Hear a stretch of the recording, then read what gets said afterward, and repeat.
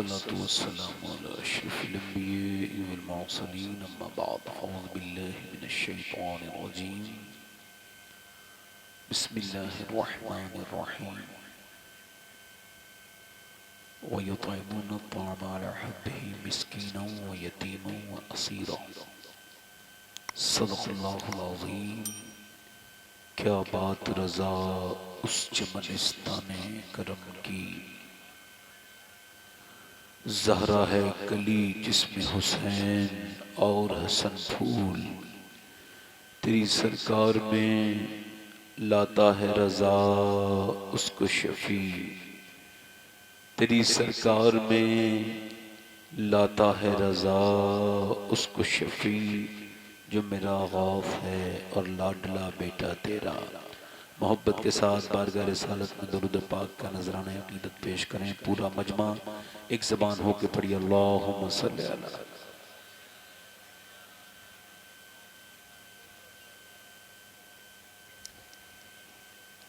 बाद हम दुरूद लायक़ एहतराम व ताज़ीम व तकरीम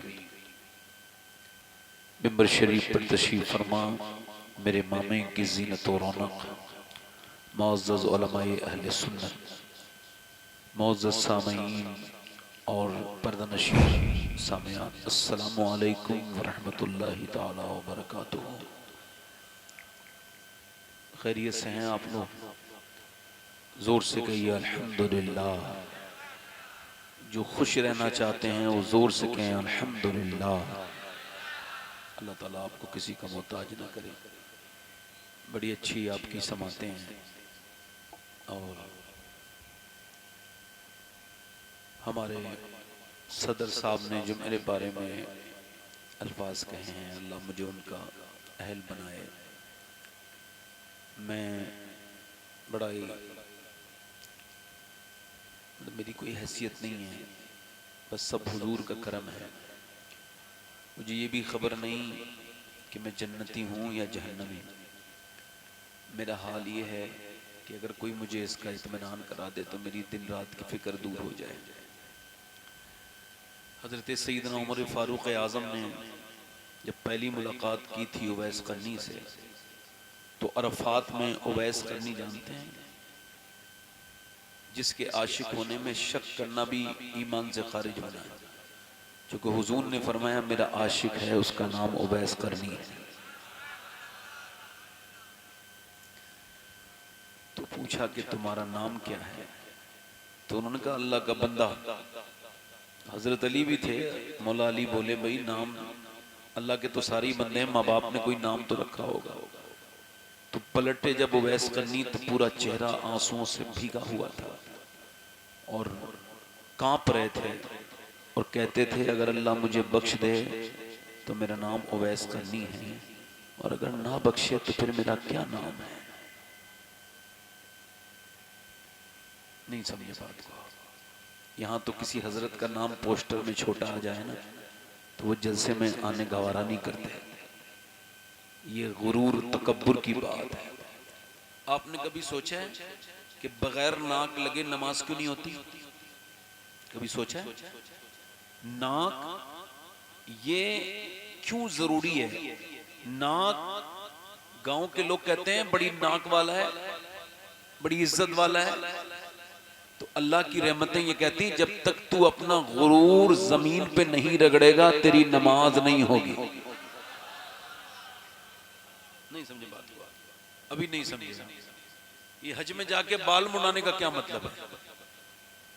बाल और इबादत दोनों इससे क्या मतलब है? मगर मतलब है हुजूर की हर अदा में बरकत है। ये बाल मुड़ाने का एक ही मामला है। लोग कहते हैं ना तुझे बाल मुड़ा के गांव में घुमाऊंगा, कहते थे नहीं बाल मुड़ाओ, और मक्के में जाके बंदा अपने बाल खुद ही मुड़ाता है और कहता मालिक ले मैं अपने बाल मुड़ा भी दिए हैं और मैं घूम भी रहा हूं तेरे शहर में। अब तेरे शहर में आजिज़ी करना मेरा काम था, बख्शना तेरा काम। इबादत की जो रूह है वो आजिज़ी है, इनकिसारी है। घमंडी आदमी काबिल हो सकता है, मोमिन नहीं हो सकता। समझ आया ना? मोमिन वो है जो दूसरे मोमिन को अपने आप से बेहतर समझे। अल्लाह खुशियाँ अता। बड़ी अच्छी महफिल है हमारे यहाँ। अगर आप लोगों को थोड़ा सा तकलीफ ना हो तो आपने यहाँ पंखा नहीं लगाया, वरना ये बड़ा आवाज कर रहा था कूलर, इसकी आवाज मुझे थोड़ी परेशान कर रही थी। मगर चूंकि मुझे उलमा का ख्याल है, इस वजह से बैठे हैं, बुजुर्ग हैं, तो उनको हवा लग रही है। थोड़ी देर में इंशाल्लाह आवाज थोड़ा ज्यादा कर रहा है। कूलर ना लगवाया करें जलसों में, पंखे लगाया करें। एक कूलर थोड़ा सा आवाज ज्यादा करता है। नहीं ये यहाँ पे जो लगा नहीं, उसको बंद मत कीजिए, इन लोगों को तकलीफ होगी तो मुझे तकलीफ होगी।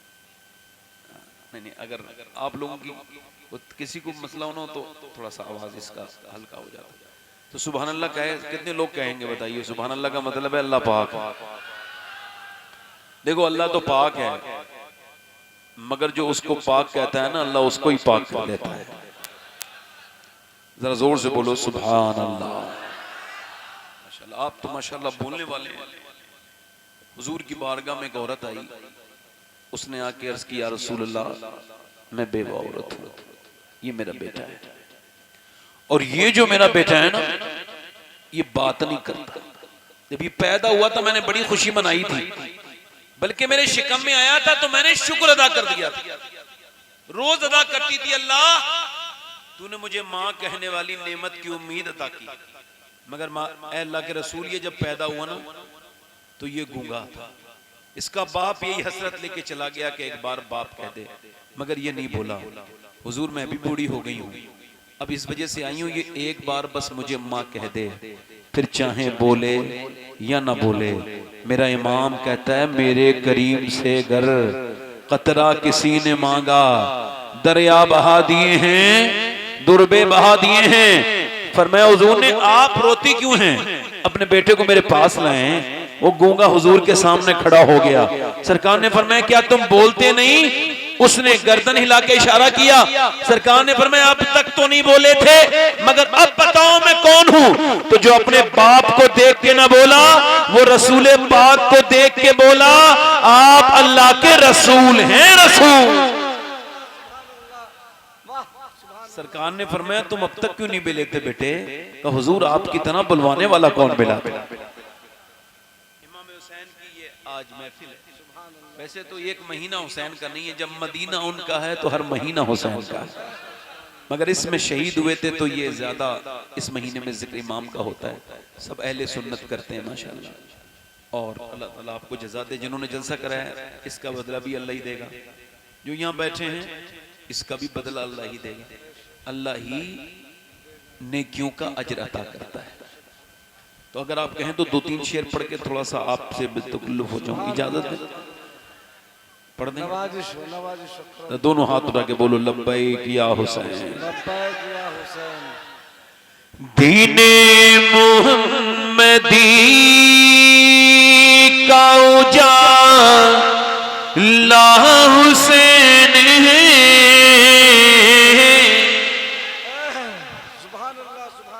दीने मुहम्मदी का उजाला हुसैन है, और मेरे रसूल पाक का प्यारा हुसैन है,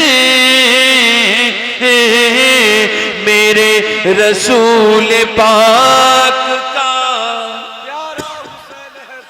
प्यारा हुसैन है, और वो दिल है फातिमा का तो जहां हसन की है, वो दिल है फातिमा का तो जहां हसन की है।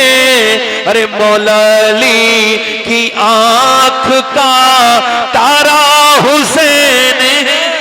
नारे तकबीर, नारे रिसालत, औलादे गौसे आज़म, मकामे हुसैन, अज़मत हुसैन, नारे तकबीर, नारे रिसालत, सुभान अल्लाह, जिंदाबाद जिंदाबाद।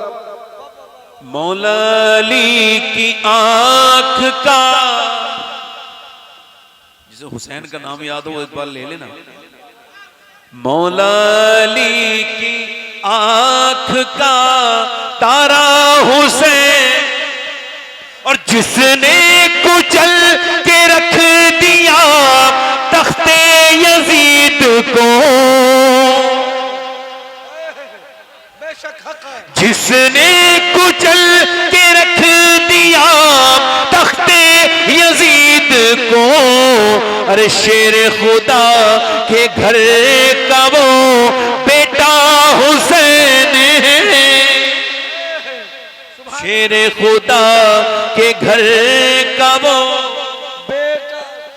नारे तकबीर, नारे रिसालत, सैयद शबाहत हुसैन साहब क़िबला, नारे तकबीर। सुभान अल्लाह, सुभान अल्लाह। एक शेर और पढ़ता हूँ, अगर आपके समझ में आ जाए ना, समझ में आ जाए तो मचल जाइएगा, नहीं समझ में आए तो मैं समझाऊंगा नहीं। शेर समझाने से उसका वजन हल्का हो जाता है, बल्कि शेर शेर नहीं रहता, बात हो जाती है। शेर सुनिए, अल्लाह करे तो आप समझ जाएं। इस दौर के यजीद से सुन्नी को डर नहीं,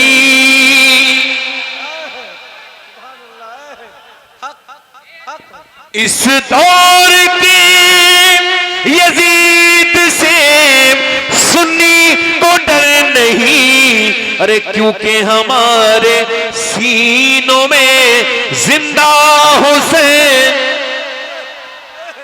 सुभान अल्लाह, अल्लाह या रसूल अल्लाह, सुभान अल्लाह, जिंदाबाद, जिंदाबाद, जिंदाबाद।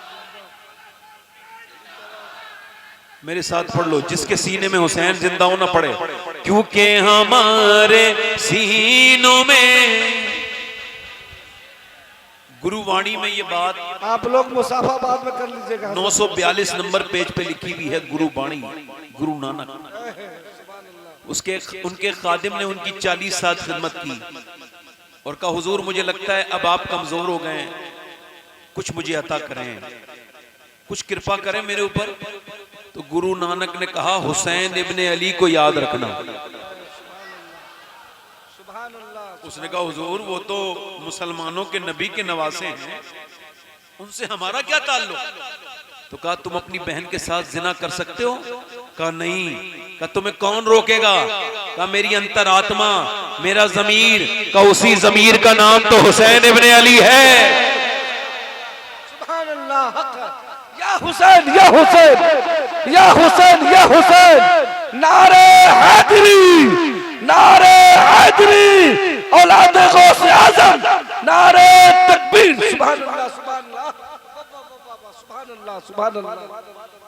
क्योंकि हमारे सीनों में जिंदा हुसैन, पढ़ो जिंदा हुसैन।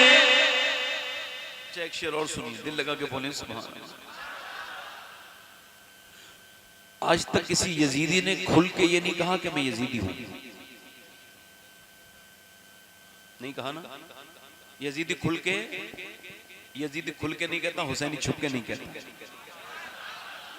उसके भी उस यजीद को अपना न कह सके, उसके भी उस यजीद को अपना न कह सके। अरे दुनिया ये कह रही है हमारा हुसैन,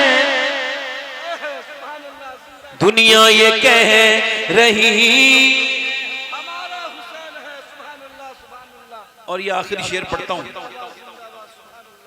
ये सुन्नी का कलाम है, रावजी इसको गुनगुना भी नहीं सकता है। माशाअल्लाह, अल्लाह का शुक्र है, हम सुन्नी हैं। पूरी दुनिया में अकेली हम जमात हैं जो खुल के सहाबा का भी नारा लगाते हैं और खुल के अहले बैत का भी नारा लगाते हैं। हम अहले सुन्नत पूरी दुनिया में अकेले हक जमात जो सहाबा को भी खुल के मानते हैं और अहले बैत को भी खुल के मानते हैं। सुभान अल्लाह। हम ना खारजियों से लगाव रखते हैं ना नासबियों से रखते हैं। हम किसके गुलाम हैं कि जब खारजियों ने ये कहा माज़अल्लाह, खारजी कहने लगे अबू बकर सिद्दीक और उमर फारूक आजम हुजूर के सियाबी बने। हुजूर का नसीब कितना अच्छा है, कहो माज़अल्लाह। कितनी खराब बात। नबी का नसीब कितना अच्छा कि अबू बकर जैसा गुलाम मिला, उमर जैसा गुलाम मिला। ये उन्होंने कहा, नकले कुफ्र कुफ्र ना बादशाह। सुनो तो रावजियों ने कहा नबी का नसीब कितना अच्छा है, माज़अल्लाह कहो सब, कि उन्हें फातिमा की तरह बेटी मिली और अली की तरह दामाद मिला। मेरा इमाम ने कहा, बदबख्त तो क्या बकवास करते हो। बरेली से मेरा इमाम बोला, नसीब तो अबू बकर का अच्छा है कि उसे मेरे नबी की तरह आका मिला, और नसीब अली का अच्छा है कि नबी की तरह उसको जो है वो ससुर मिला।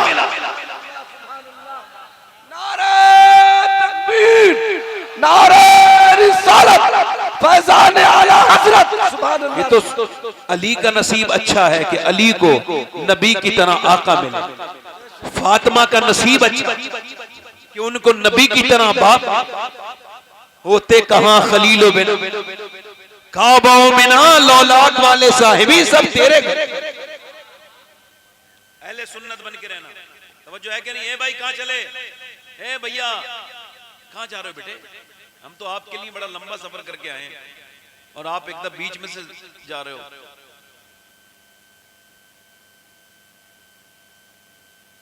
अरे कोई बात नहीं, अल्लाह ताला इन्हें को अल्लाह इन्हें समझ अता फरमाए। आमीन आमीन आमीन अल्लाहुम्मा। आ जाएंगे। एक शेर पढ़ता हूं। अभी एक पाकिस्तान का शिया आया था लखनऊ और उसने आके सुन्नियों पे तंज किया। कब सुन्नियों में और शिया में 3 नुक्तों का फर्क है, सीन और शीन की बात।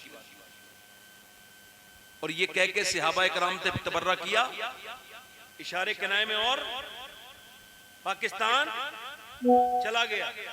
मगर पाकिस्तान के किसी शिया में इतनी हैसियत नहीं कि वो हमें बात चढ़ा के चली जाए। बात अब हम उस पर चढ़ाते हैं। बात समझ। तू कह रहा है 3 नुक्तों का फर्क है, तो ये 3 नुक्तों का बुग़्ज़ भी तेरे सीने में है ना, हजरत अबू बकर का, हजरत उमर का, उस्मान का। तो अपने सीने से उनका बुग़्ज़ निकाल ताकि तू शर वाले शीन से सलामती वाला सीन बन जाए। दिल लगा के बोलो। पिटना ही है वो सीना जिसमें नहीं हुसैन, पिटना ही है वो सीना जिसमें नहीं हुसैन। अरे हम आशिकों के सीनों में आका हुसैन है। और मक्ते का शेर सुन लें। खौफे यजीदियत हो शबाहत को किस लिए, खौफे यजीदियत हो शबाहत को किस लिए। अरे दादा है इसके गौस तो नाना हुसैन है।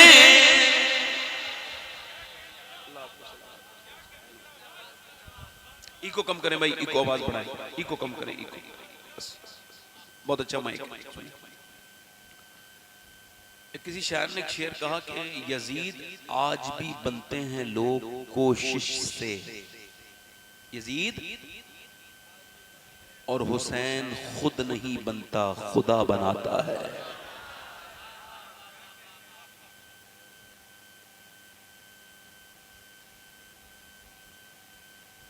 हजरत हुज़ैफा, इको कम करो भाई, इको, और इसका आवाज बस साफ कर दो। इको कम करो बस, ट्रेबल भी थोड़ा कम करो, हल्का सा आवाज साफ करो बस। तवज्जो है। हुज़ैफा यमान, मजार है बगदाद शरीफ में, हुजूर के राजदार हैं। कहते एक दिन मेरे हुजूर ने, मेरी माँ ने ना मुझसे कहा, जाओ हुज़ैफा हुजूर से मेरी मग़फ़िरत की दुआ कराओ। काई की? काई की? खाने की, सेहत की, रोटी की। जल्दी से जिन लोगों को जाना हो जहां से भी जल्दी चले जाएं भाई, है ना, बिल्कुल चले जाएं, चूंकि बहुत ज्यादा देर बैठने से इंसान थोड़ा थक जाता है, तो रेस्ट करें। हाँ, जहां भी जाना हो चले जाएं। मैं आपसे यही कह रहा हूँ जल्दी चले जाएं, मतलब बीच में से कोई जाता है तो मुझे जरा थोड़ा सा डिस्टर्ब होता है। आप जरा मुस्कुरा भी लिया करो कभी कभी, मुस्कुराने से माहौल अच्छा होता है। अल्लाह सुभान अल्लाह मुस्कुराइए। सुभान अल्लाह। कुछ लोगों को आप देखिए मुस्कुराते ही नहीं कभी, ये बज़ौक़ लोग हैं, ये जहां जाते हैं माहौल खराब हो जाता है ना। ये अपने घर में जाते हैं तो बच्चे डर जाते हैं, अब्बा आ गए, अब्बा आए कोई फिरौन आया है, मगर नहीं, मेरे नबी की सुन्नत तो ये है। अम्मी आयशा फरमाती हैं हुजूर जब जंग से भी वापस आते थे तो हुजूर के लबों पे मुस्कुराहट होती थी। मेरा इमाम बोला जिसकी तस्की से रोते हुए हंस पड़े उस तबस्सुम की आदत पे लाखों सलाम। यानी ये हुजूर की आदत है मुस्कुराना, और ये आदत अगर किसी कम नसीब के अंदर हो तो वो खुश नसीब हो जाएगा। हुज़ैफा कहते हैं मेरी मां ने मुझसे कहा जा हुजूर से अर्ज करके सरकार मेरे हक में दुआ करें कि मेरी मग़फ़िरत हो जाए। कहते मैं चला हुजूर की बारगाह में, मस्जिद नबी शरीफ में सरकार तशरीफ रखते थे, रात का वक्त था। हुजूर अपनी नमाज से फारिग होके घर की तरफ को चले तो मैं हुजूर के पीछे पीछे, सरकार ने पलट के मुझे नहीं देखा, हुजूर से मेरी मुलाकात भी नहीं हुई थी, फिर भी फरमाया कौन? हुज़ैफा, अल्लाह तेरी भी मग़फ़िरत फरमाए, तेरी माँ की भी मग़फ़िरत फरमाए। सुभान अल्लाह। कुर्बान में उनकी बख्शिश पर, मकसद भी ज़बान पर आया नहीं, बिन मांगे दिया और इतना दिया, दामन में हमारे समाया नहीं। मेरे नबी पाक ने फरमाया अल्लाह तेरी मग़फ़िरत फरमाए, तेरी माँ की भी फरमाए। ये अल्लाह ताला तेरी मग़फ़िरत फरमाए, तेरी माँ की भी। सुन हुज़ैफा, आज मेरी बारगाह में एक ऐसा फरिश्ता आया जो इससे पहले कभी जमीन पर नहीं आया था, और उसने आकर के ये पैगाम मुझे सुनाया, या रसूल अल्लाह आपकी बेटी फातिमा को अल्लाह ने जन्नती औरतों का सरदारा बनाया है और आपके हसन हुसैन को जन्नती जवानों का सरदार बनाया है।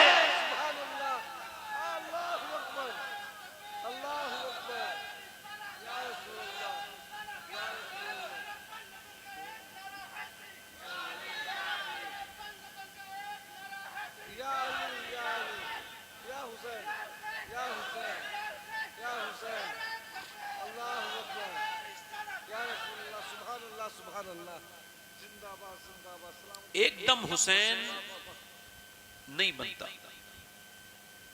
इकबाल कहता है, डॉक्टर इकबाल, वो कहते हैं कि लोग मुझसे कहते हैं कि हुसैन इब्ने अली ने हक अदा कर दिया, तो मैं उनसे कहता हूं ये अधूरी बात है, पूरी बात मैं तुमको बताता हूं।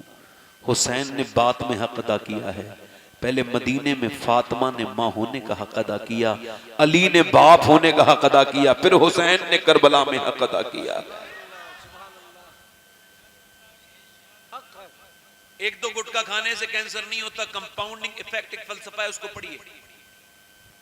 15-20 साल लगातार गुटखा खा करके, दीवारें खराब करके, अपनी सेहत को बर्बाद करके, इंसान पैसे खराब करके जब अस्पताल में जाता है, डॉक्टर चेकअप करके कहता है तुमको कैंसर है, और वो कहता है मैं डॉक्टर साहब गुटखा छोड़ दूंगा, का दुनिया छोड़ने का वक्त है, अब गुटखा छोड़ने से क्या फायदा, तुमने अपने आप को बर्बाद कर लिया। ये छोटे छोटे बच्चों को हमने देखा रोते हुए रह जाते हैं। मैंने अपनी आंखों से लखनऊ PGI में और दिल्ली के एम्स में मैंने देखा है कैंसर के मरीजों के पास जाकर के कि जिनको गुटके वाला कैंसर होता है, इनको स्प्रे पहले लगाता है, फिर डॉक्टर देखता है, यानी इनकी बदबू को पहले स्प्रे के जरिए कम किया जाता है, इनके कीड़े गिर रहे होते हैं। ये जो गुटखा खाने के शौकीन लोग हैं, एकदम इससे गुटके से कैंसर भी होता है, दिल का दौरा भी पड़ता है। अल्लाह आप सबको महफूज रखे, अपने महबूब के वसीले से हम सबको महफूज रखे। अपने लिए ना सही तो अपने बच्चों के लिए छोड़ो। मेरे दोस्तों, मेरे भाइयों, एकदम कुछ नहीं होता एक दो सिगरेट पीने से, ऐसे ही एकदम कुछ नहीं होता। पहले माँ बाप शरीफ होते हैं, फिर नेक बच्चे आते हैं दुनिया में। मौला अली फरमाते हैं मैं एक दिन अपने घर आया, और जब मैं अपने घर आया, फरमाते हैं मेरी बीवी ने मुझे मुस्कुरा के सलाम कर दिया। मेरी बहनों ने, बेटियों ने तो ऐसा नहीं किया, वो तो मियाओं के पास जाती हैं, झगड़े भी करती हैं अपने आदमी से, उसे परेशान भी करती हैं, फिर उसके लिए ताबीज भी लिखवाती हैं। मेरी मुट्ठी में आ जाए, वो मियाँ जो ताबीज लिखने वाला बैठा है, वो भी बड़ा चालू आदमी है, उसको भी खबर है मेरी वाली तो खुद मेरी मिट्टी में नहीं है, मगर ताबीज में धंधा चलाने में कौन सी बुरी बात है। वो उसको जो है वादे करता है, तो ये सवाला ताबीज यहां बांध ले। मेरी बहनों को बताओ, ये बेहतरीन बात ये है, वसीम बरेलवी ने कहा थके हारे परिंदे जब बसेरे को लौटे तो सलीकेमंद शाखों का लचक जाना जरूरी है। किसी मियाँ का ताबीज की जरूरत नहीं, किसी दरगाह पे जाने की जरूरत नहीं, किसी मजार पे जाके मुरादे मांगने की जरूरत नहीं मेरी बहन बेटी को। बस एक ही तरीका है। मेरे आका ने फरमाया खैरुन्निसा कौन है? अल्लाह के रसूल ने फरमाया खैरुन्निसा वो है जब उसका घर उसका शौहर घर में आए, उस पे नजर पड़े, वो सारे गम भूल जाए। और मौला अली फरमाते ये फातिमतुज़ ज़हरा का तरीका था, जब मैं घर में आता था वो मुझे मुस्कुरा के सलाम करती थी। मैं कहता हूं पूरी दुनिया के तावीज एक तरफ और नबी की बेटी का तरीका एक तरफ। नारे तकबीर, नारे रिसालत, मकामे हुसैन, सैयदा बुतूल, नारे तकबीर, सुभान अल्लाह, सुभान अल्लाह। थोड़ा इको और कम करो भाई, इको, आवाज साफ करो। बड़ा अच्छा माइक है आपका, अल्लाह बरकत दे। आवाज थोड़ी बढ़ाओ, बस आवाज बढ़ाओ थोड़ी, बस तवज्जो है आप लोगों की नहीं? सब साफ आई आवाज मेरी? अब सुनो, अब औरतों का मिजाज क्या है? चाहती तो आदमी को मुट्ठी में लेना है, मगर अब मेकअप करके किसी और को दिखाती हैं।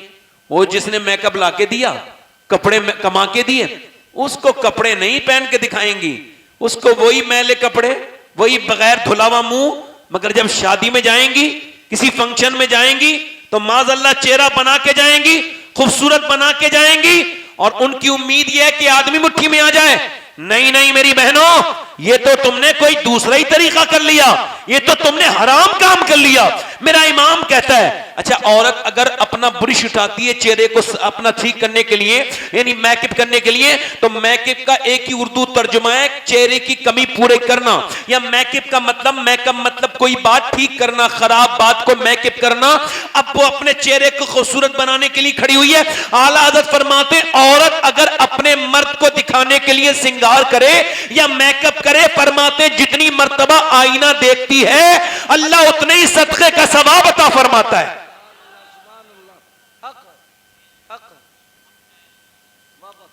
अब मौला अली कहते हैं मेरी बीबी कुछ परेशान थी, मैंने पूछा फातिमा क्या हुआ है आपको?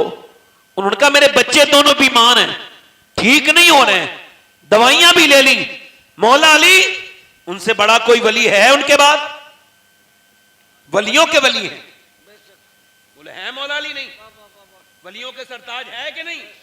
मगर उन्होंने तो अपने बच्चों को तावीज लिख के नहीं दिया, उन्होंने तो अपने बच्चों को नहीं कहा वहां ले जाओ यहां।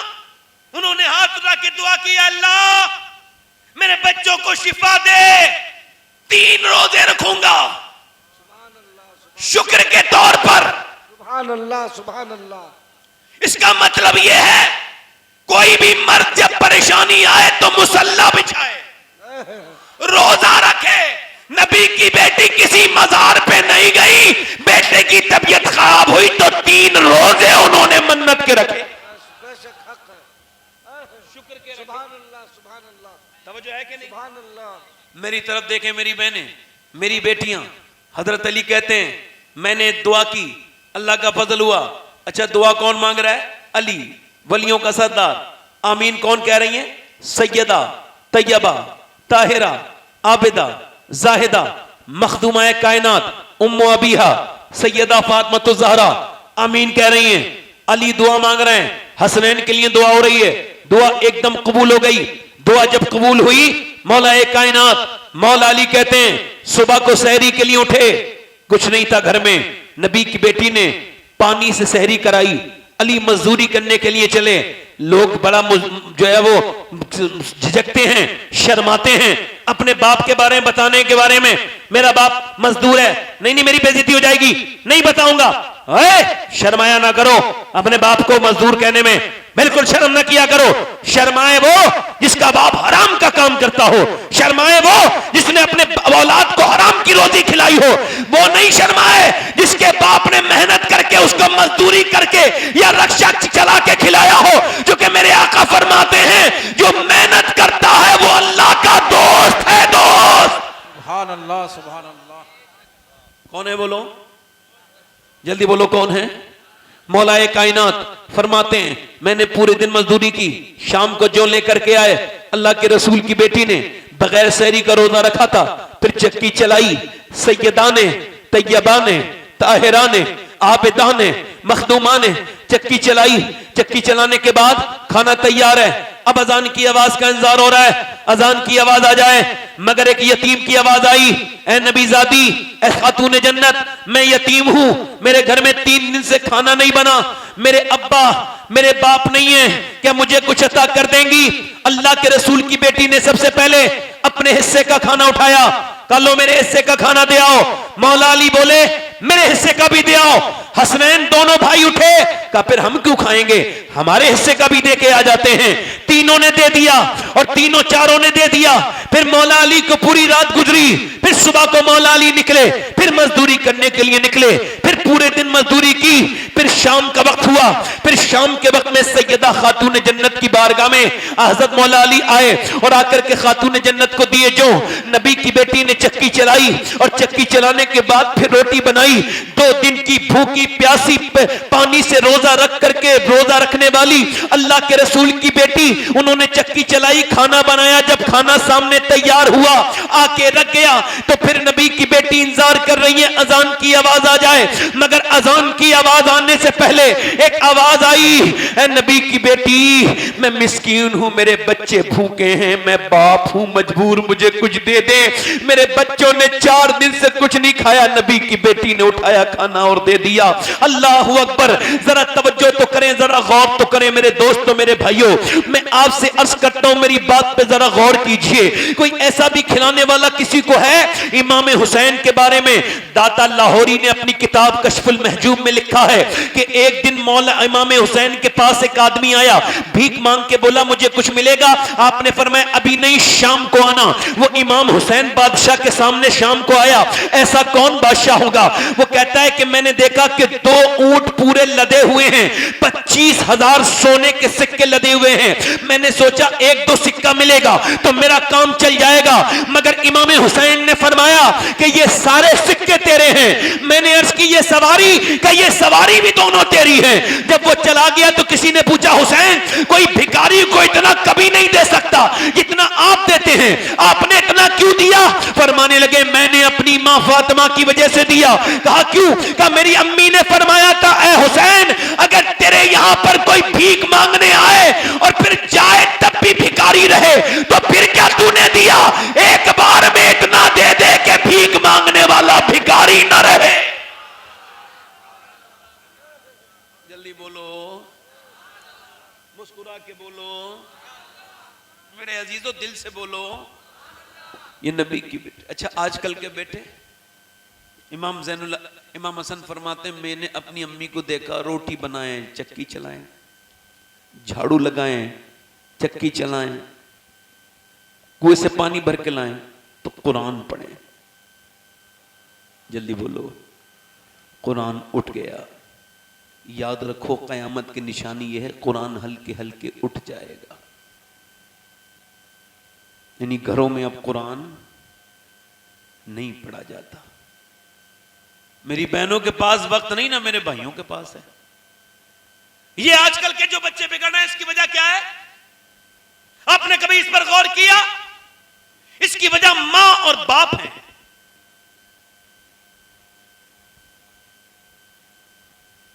एक बच्चा जो पैदा हुआ है बिल्कुल कोरा कागज है। भैंस का बच्चा, जानवर का बच्चा पैदा होती मां को पहचान लेता है। इंसान का बच्चा नहीं पहचानता। क्यों? चूंकि वो बिल्कुल कोरा कागज है। जो उसको प्यार देगा ये उसे मां समझ लेगा, जो उससे मोहब्बत करेगा ये उसको मां समझ लेगा। अब मेरी तरफ तवज्जो करें और गौर करें। ये जो औरतें रोते वक्त अपने बच्चों को मोबाइल देके अपना पीछे छुड़ाती हैं, ये जो 5 घंटे से ज्यादा मोबाइल देखते हैं, इनके लिए बता रहा हूं। बल्कि हार्वर्ड की अभी 3 महीने पहले की रिसर्च को गूगल में जाके कोई भी पढ़ ले, उनका जो 3 से 4 घंटे के दरमियान मोबाइल देख रहा है वो 1-1.5 साल के अंदर वो दिमागी पागल हो सकता है, उसका दिमाग खराब हो सकता है और इसको बाकायदा जो 5 घंटे से ज्यादा मोबाइल देखता है वो एबनॉर्मल इंसान है, नॉर्मल नहीं, गैर मामूली इंसान है। उसको गौर करना चाहिए, अपना इलाज करवाना चाहिए, वरना ये मोबाइल उसके सोचने की ताकत भी छीन लेगा। बाथरूम में भी चैन नहीं, खाने वक्त भी चैन नहीं, 4 आदमी बैठे फिर भी चैन नहीं, हर वक्त वही मोबाइल, छोटे बच्चे मोबाइल, बड़े बच्चे मोबाइल। एक भी ये जो कैम्ब्रिज यूनिवर्सिटी ने रिसर्च किया, ये जो औरतें अपने बच्चे को रोते पे मोबाइल देती हैं, ये मोबाइल नहीं देती, असल में ये ड्रग्स देती हैं, जहर देती हैं। यानी मतलब ये कि अभी कर्नाटक में एक बच्चा पागल हो गया, उसको अस्पताल में ले जाया गया, डॉक्टर ने चेकअप किया और पूछा तेरी मां कहां है? बच्चा रोने लगा, छोटा सा बच्चा। क्यों रोता है बेटे? कहने लगा मेरी मां फ्री फायर के अंदर है, मेरी मां पबजी के अंदर है। अब मुझे बताइए, पबजी के अंदर उसकी मां कह रही है मैं तेरी मां हूं, वो कह रहा नहीं तू मेरी मां नहीं है, और मैं तेरी मां हूं। रो के बोला नहीं, मेरी मां तो वो है जो मेरे साथ रहती है, मेरे मोबाइल के अंदर है, मैं उसके साथ रहता हूं। ये कह के 5 साल का बच्चा जब रोया तो मां दहाड़ मार मार के रोने लगी, हाय मेरे लाल। बाप भी रोने लगा, अकेला मेरा बेटा पागल हो गया। डॉक्टर ने कहा यह पागल नहीं हुआ है, तेरी बीबी ने और तूने मिलके किया है, इससे बात न करके, इसको वक्त न देकर तूने इसको बर्बाद कर दिया। छोटे छोटे लड़के, अब तो 12-12 साल के लड़के गंदी तस्वीरों के आदी हो गए। इसकी वजह क्या है? बर्बादी की तरफ जा रहे हैं नौजवान। ये समझते हैं तुम्हारी आंखें, ना ना मेरे दोस्त, ये जो तूने रात में छुप करके गंदी तस्वीर देखी है, तू क्या समझता है तुझे किसी ने देखा नहीं? तेरी आंखें बर्बाद हो गई। तू किसी लायक, जो जिस हाल में मरेगा उसी हाल में उठाया जाएगा। एक लड़का जब मरा हमारी तरफ तो उसका सर पूरा जो सड़क पे उसका कुचल दिया सर, और उसका ट्रक ने पीछे से भाव भाव खूब हॉर्न दे रहा था ट्रक वाला, मगर उसने कान में हेडफोन लगा रखे थे, गाना सुन रहा था, उसको आवाज नहीं आई, ट्रक चढ़ गया उसके ऊपर, उसका सर वहीं पे रह गया, और उसके जो कानों का हेडफोन निकाला गया तो पता लगा इसके अंदर ये गाने सुन रहा था, गाने सुनता सुनता मरा है। अब जो गाने सुनते सुनते मरा है वो गाने सुनते सुनते उठेगा। नौजवानों आपसे गुजारिश कर रहा हूं, आखिर कौन सी ऐसी बात है कि तुम्हारे और मेरे ईमानों पे बिल्कुल भी फर्क नहीं पड़ता? अल्लाह अकबर, एक सहाबी रसूल हैं, उनका नाम है उतबा बिन गज़वान। वो तलवार चलाते चलाते उन्होंने अपनी आंख में अपनी तलवार मार के आंख का गुल्ला नीचे फेंक दिया, नीचे उनका गुल्ला गिरा, आंख का, लोगों ने शोर मचाना शुरू कर दिया, पागल हो गया उतबा पागल हो गया। उनका मजार बसरा में है, मैंने हाजिरी की है। अबू मूसा अशरी हुजूर के जमाने के टॉप क्लास के कारी, अबू मूसा अशरी उनके दोस्त थे, वो बयान करते, इमाम गजाली लिखा है, वो करीब जाके बोले यार तूने ये अपनी आंख क्यों निकाल दी? लोग तुझे पागल कह रहे हैं। कहा मैंने लोगों के लिए नहीं, अल्लाह के खौफ से निकाली। नबी फरमाते हैं जो आंख में गंदी तस्वीर, जो आंख में गंदी बदनिगाही करेगा, किसी गैर औरत को देखेगा, उसकी आंख में जहन्नम की कीले और जहन्नम की आग डाली जाएगी। मैं तो कमजोर इंसान हूं, एक कीड़ा भी बर्दाश्त नहीं कर सकता, तो कैसे बर्दाश्त करूंगा?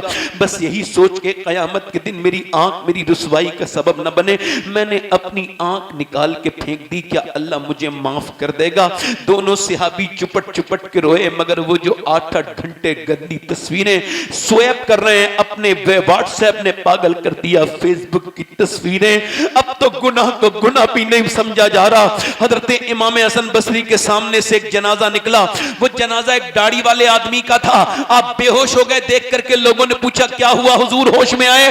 फरमाने लगे ये आलिम था अपने जमाने का, मगर इसकी आंख साफ नहीं थी, इसकी आंखें पाकीज़ा नहीं थी, ये बदनिगाही करता था और मरा है तो इसका ईमान छिन गया। इसने पहले एक नसरानी औरत से शादी की और उसके लिए इस्लाम ऐलान छोड़ा, और आज ये इसी हाल में मरा है। लोगों अपनी निगाहों की हिफाजत करना। ये बताओ नौजवानों, तुम्हारी भी ख्वाहिश है और मेरी भी ख्वाहिश है कि जब हम मरेंगे तो कब्र में सरकार तशरीफ लाएंगे, मगर सोचो तो अगर हम मर के कब्र में गए और नबी तशरीफ लाए, आंखें उठाने की हमने कोशिश की, वैसे ही जैसे ही नजरें उठाई वैसे ही अगर फरिश्तों ने कहा नीचे नजर कर ले, तेरी आंखें इतनी गंदी हैं तू नबी का दीदार नहीं कर सकता, तू आमना के लाल को नहीं देख सकता। ये मोबाइल की आफत जब तक नहीं आई थी तब तक हम सुनते थे हुजूर फला के ख्वाब में आए हैं, फला के ख्वाब में आए हैं। अब सुनना बंद कर दिया, चूंकि अब हमारी तन्हाइयां बर्बाद हो गई। हम मोबाइल देख देख के सोते हैं, हमें कहां से सरकार ख्वाब में आएंगे? हम पहले हमारे बुजुर्ग वो अल्लाह के रसूल पर दुरूद पढ़ के सोते थे और कहते थे मैं सो जाऊं या मुस्तफा कहते कहते, खुले आंख सल्ले अल्लाह कहते कहते, मगर ये जिंदगियां बर्बाद होती चली जा रही हैं। मेरी बहनों, मेरी बेटियों, कभी अपनी बहनों को, अपनी बेटियों को समझाओ, अपने बच्चों को समझाओ कि मियां यहां से हिजरत करके बदायूं से एक औरत दिल्ली गई। दिल्ली में वो सैयदजादी है, रात के वक्त में रो रही है। अगर कोई सैयद है तो दो सीन उसके अंदर लाजिम होंगे, एक तो सखावत का सीन, दूसरा उसके अंदर सजदे का सीन। वो औरत रो रही है, रात का वक्त है, उसके रोने से उसके बच्चे की आंख खुल गई। बेटा आगे बढ़ा, आगे बढ़ के बोला अम्मा क्यों रो रही है? मां ने अपने बेटे को देखा तो कहने लगी बेटे अभी मेरे हाथ पे एक कीड़ा चढ़ गया था। का फिर मैंने सोचा आज कीड़ा तो हटा रही हूं, कल जब कब्र में जाऊंगी तो अंधेरी कितनी होगी मेरे बेटे, और वहां कीड़ा आएगा तो क्या करूंगी? अर्ज़ मालिक बिन दीनार कहते हैं मैं कब्रिस्तान में गया और मैंने जाके पूछा कब्र वालों क्या हाल है?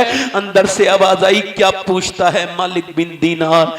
मेरी नाक में और मुंह में कीड़े चल रहे हैं, मेरी नाक में और मुंह में कीड़े चल रहे हैं, मेरे पेट फट गया, मुझे कीड़ों ने जिधर से चाहा उधर से खाया। नबी फरमाते हैं मेरी नजर में सबसे खतरनाक जगह कब्र है। अल्लाह के रसूल ने फरमाया कोई इब्राहिम अलैहिस्सलाम को देखना चाहता है? सामने से आ रहे हैं जुन्नूरैन हजरत उस्मान गनी। फरमाया उस्मान का चेहरा देखो बिल्कुल इब्राहिम अलैहिस्सलाम की तरह है।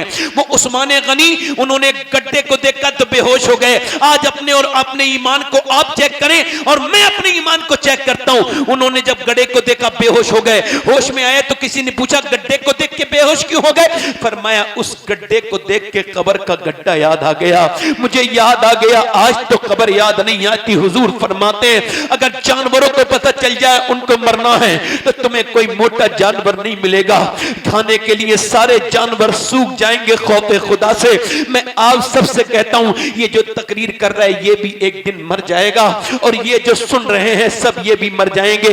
मेरा भी जनाजा एक दिन उठेगा और आपका भी उठेगा, मगर कितनी जिंदगी बर्बादी की तरफ जा रही है, हमने कभी सोचा नहीं आखिरत के बारे में। औरत रो रही है मेरे लाल मुझे कब्र का खौफ है। बेटा आगे बढ़ के रो के बोला अम्मा तू तो बड़ी है मैं तो छोटा हूं, मेरा क्या होगा? बेटा हिचकी लेके रोया। मां ने कहा बेटा सजदा कर, अल्लाह तुझे बचाएगा। बेटा जब सजदे में गया तो मां भी सजदे में गई और जाके बोली मालिक मैं यहां तक लाना मेरा काम था, आगे कबूल करना तेरा काम है मेरे रब। कभी अपने बच्चों के साथ नमाजें पढ़ो, कभी अपने बेटों के साथ नमाजें पढ़ो, छोटे छोटे बच्चों को अपने नमाजों की तरफ लेके जाओ। मौला अली फरमाते 7 साल तक तुम्हारी नकल करेंगे, 7 साल तक के बाद नहीं, 7 साल तक अपने बच्चों को नमाजी बनाओ। वो औरत सज्जे में जाके बोली मालिक यहां तक लाना मेरा काम था, यहां से आगे कबूल करना तेरा काम है। ये मेरा यतीम बच्चा है, मैं इसकी बेवा मां हूं, कबूल कर ले। रोज रोती थी मां, रोज आंसू बहाती थी मां। अचानक अल्लाह का करम यह हुआ कि बेटा उसका रोते रोते रोते रोते जवान हुआ, मां का विसाल हो गया। बेटे का रंग दिल्ली पे चढ़ा, बेटे का भी विसाल हो गया। मगर जाके दिल्ली में जाकर के चेक करो, बादशाहों की बीबियां, मुगलों की शहजादियों की कब्रों के निशान तुम्हें ढूंढने पर भी नहीं मिलेंगे।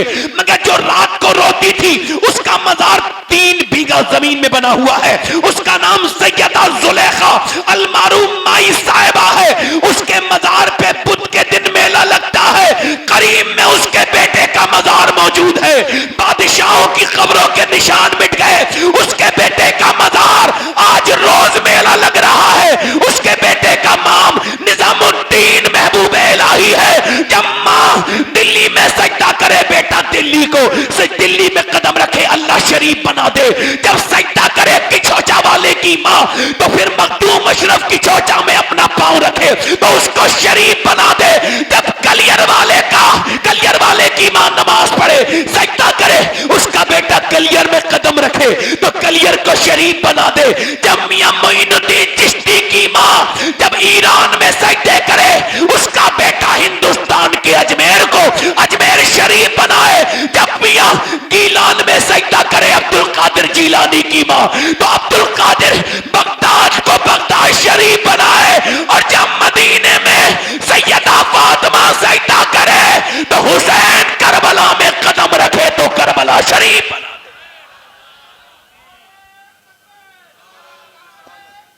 अल्लाह अकबर या रसूलुल्लाह या रसूलुल्लाह अल मदद।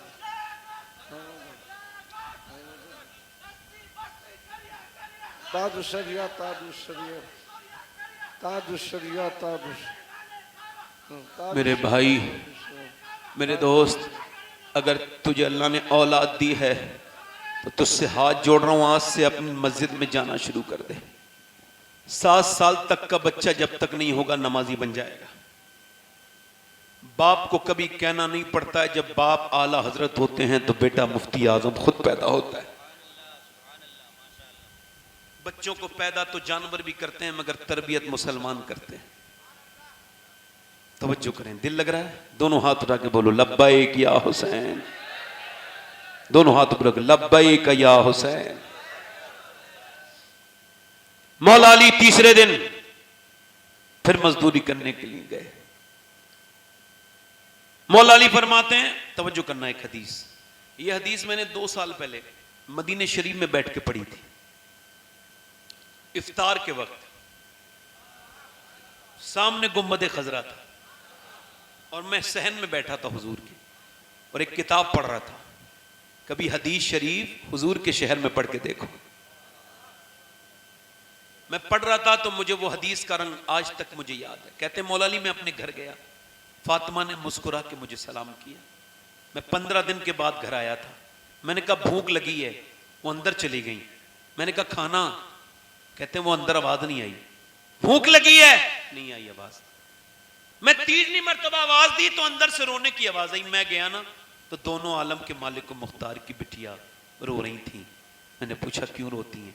अच्छा, उनकी आंखें हुजूर की तरह, उनके होंठ हुजूर की तरह, उनका चेहरा हुजूर की तरह। मैं अपनी अम्मी आयशा के कदमों पे कुर्बान जाऊं।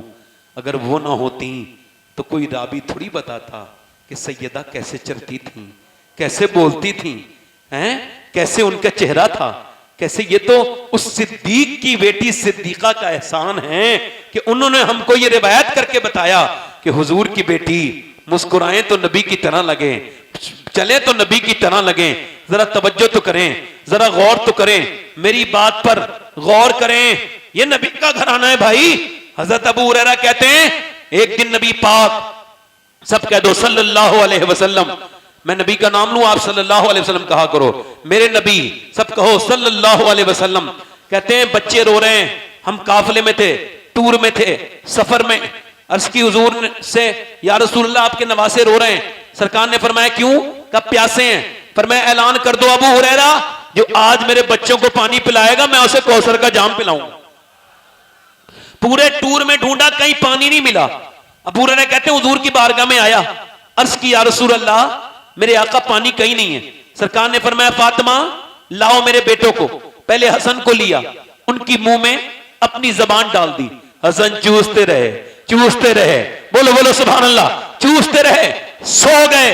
उसके बाद हुसैन को लिया, हुसैन के मुंह में जबान डाली, फिर हुसैन चूसते रहे, चूसते रहे, सो गए। अब यहां पे आइए, खैबर के मकाम पर हुजूर के मुंह में जब वो टुकड़ा दिया गया जिसमें जहर मिला हुआ था गोश्त का, वो बोला, जब जबान पे लगा तो बोला, उससे पहले बोला नहीं।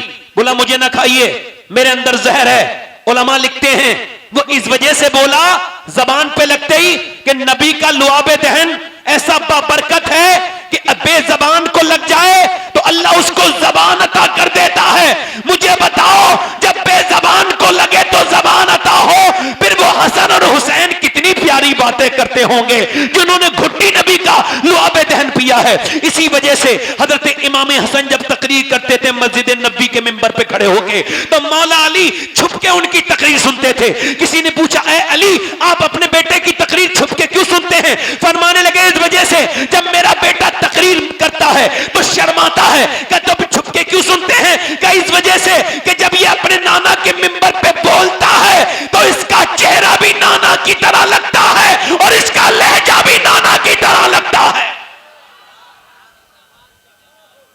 जल्दी बोलो यार, जल्दी बोलो। अच्छा कोई अपनी मर्जी से अपना बाप को इंतखाब करता है? किसी को पता था कि वो किस घर में पैदा होगा? अरे अपने बाप को कोई अपने आप इंतखाब करता है? हैं?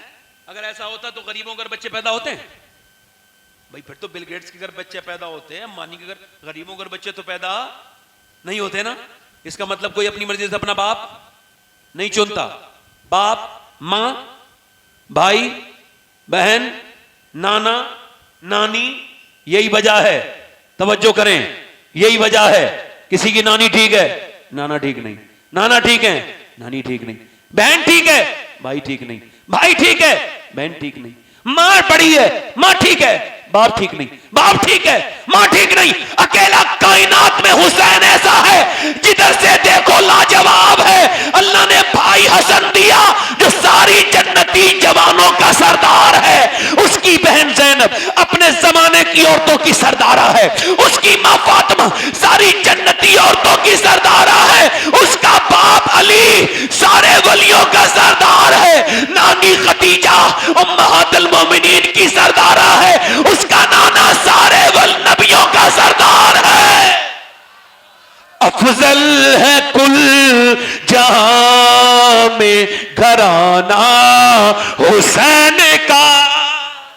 अफजल है कुल जहां में घराना हुसैन का। अरे नबियों का ताजदार है नाना हुसैन का। और एक पल की थी बस ये हुकूमत यजीद की। अरे सदियां हुसैन की है जमाना। जल्दी बोलो। हजरत अली कहते हैं तीसरे दिन वो फिर खाना लेकर के आए, जौ बना के लेके आए। उनको पीस के सैयदा ने खाना बनाया।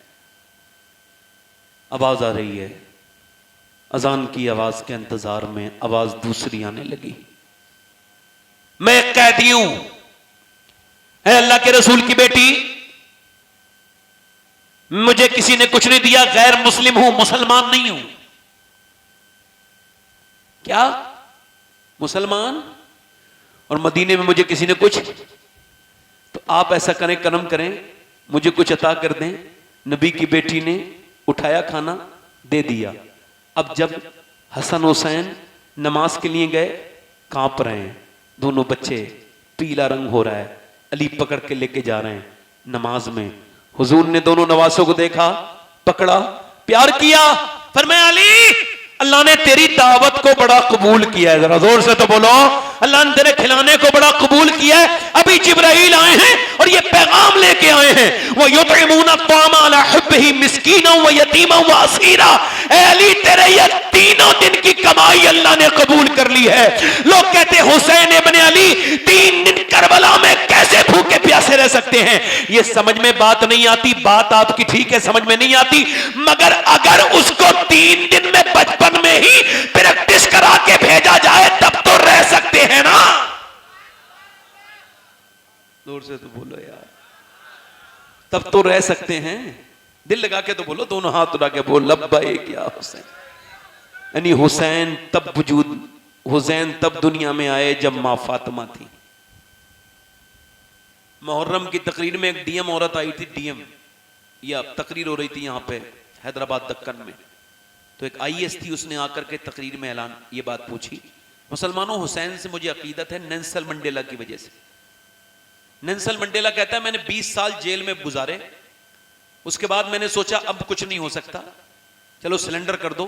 फिर मैंने हुसैन को पढ़ा, कहते फिर मुझे हिम्मत आ गई। अफ्रीका का बादशाह, जोर से बोलो यार, हुसैन को पढ़ो। वो औरत बोली मैं हुसैन को मानती हूं, मगर ये बताओ तुम्हारी कौम में दूसरा हुसैन क्यों नहीं पैदा हुआ अभी तक? कोई जवाब नहीं। 3, 4, 5, 6 बार उसने पूछा, कोई जवाब नहीं दिया। एक बूढ़ा आदमी नीचे बैठा था, अल्लाह का वली, वो खड़े होकर बोला, ओ बेटी क्या जलील करने आई है? सुन, हुसैन तो आ जाता मगर दुनिया में दूसरी फातिमा ही नहीं आई। हुसैन करबला के मैदान में है, जरा जोर से बोलो सुभान अल्लाह। कहां पे है बोलो? करबला के। हुसैन करबला के मैदान में गए, हुर ने रास्ता रोक लिया है। हजरत मुस्लिम बिन नकील की शहादत की खबर आ गई है, जिनको चेक करने के लिए भेजा था। करबला के लिए कम से कम 10 दिन की जरूरत है, तब करबला एक एक दिन करके बयान हो सकती है। मगर इतना जरूर सुन लो, यजीद वोट लेना चाहता था हुसैन का। क्या लेना चाहता था? वोट। बेअत का मतलब वोट है। वोट लेना चाहता था कि मेरे हक में आप वोट दे दें, बेअत कर लें, मेरे साथ हो जाएं। और वो बदकार था, जानी था, शराबी था, बेकार था। उसको कहीं घिर जाता था तो नमाज पढ़ लेता था, वरना नहीं पढ़ता था। इमाम अली मकाम ने फरमाया मेरे जैसा यजीद जैसे की बेअत नहीं करेगा। अब सुनो, गौर करो, तवज्जो करो। हुसैन को बयान ऐसे किया करो जैसे मैं बयान कर रहा हूं। अहले सुन्नत का तरीका अलग है। हम हाय हुसैन वाले नहीं है। हम कहते हैं वाह हुसैन, कमाल कर दिया आपने। क्या कि जब उबैदुल्लाह बिन जियाद ने फौज मांगी तो यजीद ने 10,000 फौज भेजी। उसने कहा कम है, तो यजीद ने कहा अरे तेरा दिमाग खराब है, 72 के लिए 10,000 काफी है। इसका मतलब यजीद भी डरा हुआ था, वरना 72 के लिए 10,000 कौन भेजता। मगर उसके अंदर भी डर था। मगर उबैदुल्लाह बिन जियाद ने कहा ओ यजीद मुझे और लश्कर भेज। तूने ये तो देख लिया 72 हैं, ये देखा इन 72 में अली के पोते और बेटे कितने हैं। अगर ये सब एक साथ आ गए तो 50,000 पर भारी पड़ जाएंगे। बोलो तो सही यार, बोलो बोलो तो सही। मुस्कुरा के बोलो, दिल लगा के बोलो, मेरा हुसैन। सुभान अल्लाह। सैयदा ज़ैनब ने कहा किसी ने रोका, सबने रोका। अब्दुल्ला बिन जुबैर ने रोका, नहीं रुके। अब्दुल्ला बिन अब्बास ने रोका, नहीं रुके। अब्दुल्ला बिन उमर ने रोका, नहीं रुके। मक्के के सारे सहाबा ने रोका, क्यों नहीं रुके? तो कहने लगे इस वजह से मेरे नाना खाम में आए थे और फरमाया था हुसैन तुमने रुकना नहीं है। यजीद का जाकर उसका मिशन फेल करना है। यजीद जालिम है, उसके खिलाफ खड़े होना है। जब गांधी जी को हिंदुस्तान की आजादी मिल गई तो किसी ने पूछा ये कैसे आजादी के लिए खड़े हुए? आपके पास ताकत नहीं थी, आप तो एक चरखा चलाने वाले आदमी थे, राष्ट्रपिता हैं आज। ये बताइए ये कैसे आपको हिम्मत हुई? उनका मेरे पास फौज भी, उनके पास फौज है, ब्रिटिश एम्पायर के पास बहरी जहाज हैं, इतनी ताकत है, इतना बड़ा साम्राज्य एम्पायर है, आप उससे लड़ने के लिए कैसे गए?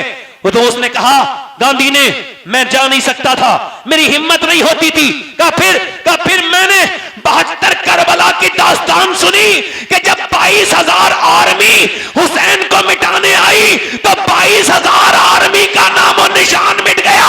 72 अब भी करबला के मैदान में खेमे लगाए हुए।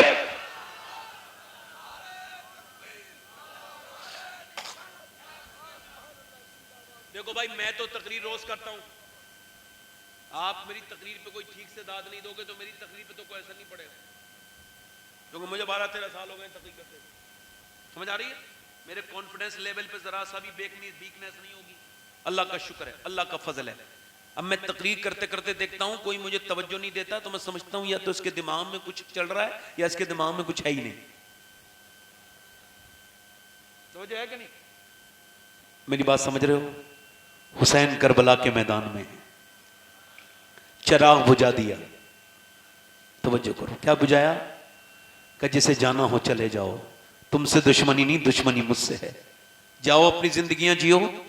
72 लोगों का चिराग बुझा। हुसैन इब्ने अली ने थोड़ी देर के बाद चिराग जलवाया। सारे लोग बैठे थे, सिसकियां ले लेके रोते थे। हुसैन ने कहा गए नहीं, सब जाके चिपट गए।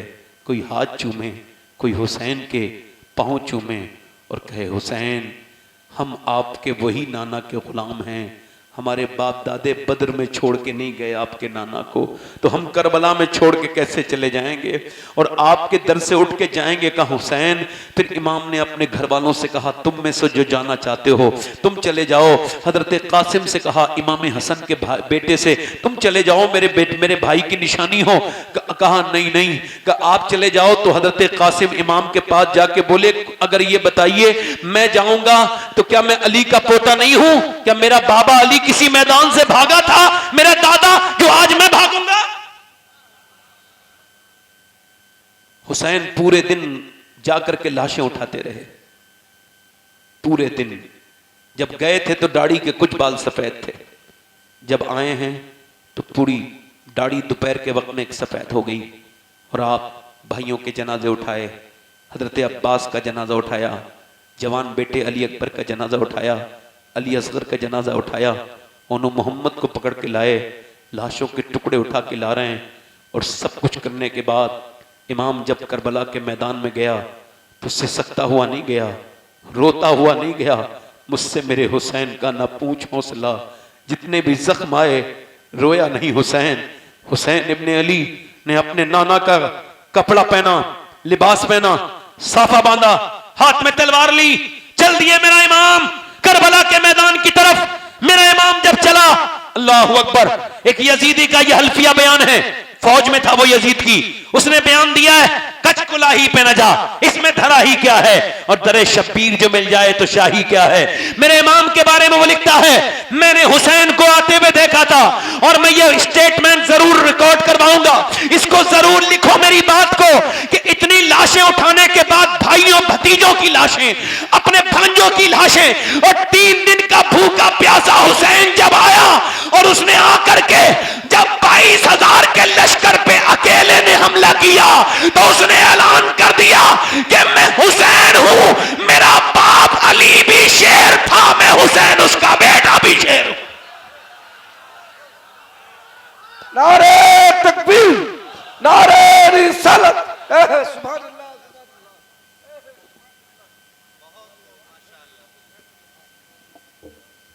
मेरे इमाम ने तलवार चलाना शुरू की। कौन तलवार के आगे? काट रहे गाजर मूली की तरह। शिमर ने जोर से कहा नहीं जीत सकते तलवार से, ये तलवार रसूल की है, अली के हाथ की तलवार है, मारो तीर। उन्होंने तीर, अब जितने गैरतमंद लोग बैठे हों बैठे रहें, बेगैरत तो जिंदा मर जाता है। मौला अली फरमाते हैं बेगैरत तो जिंदा होके भी मरा हुआ होता है, बेगैरत जिसे गैरत कोई नहीं। हुसैन के सीने में आकर के एक तीर लगा, और जब तीर वो पहला लगा है पंख से, इमाम ने घोड़ा मोड़ा, बहन के पास गए। खेमे में ज़ैनब खड़ी थी। बहन क्या तुम रोई थी? तुम्हारी आवाज मेरे कानों में आई है।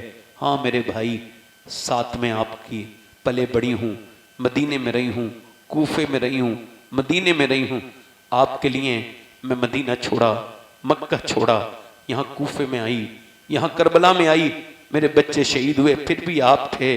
मगर जब आपके तीर लगा तो आखिर में आपकी बहन हूँ। मेरे भाई, मेरे तकलीफ हुई, जबान से थोड़ी आह निकल गई। हुसैन ने कहा तू मेरी ऐसी बहन है, क़यामत तक तेरी तरह वफादार बहन दुनिया को नहीं देखने मिलेगी। तूने अपने बच्चे कुर्बान किए, अपना घर कुर्बान किया। मेरी बहन, अल्लाह को मुंह दिखाना है, उसके रसूल को मुंह दिखाना है। अभी तो सिर्फ मेरे तीर लगा है।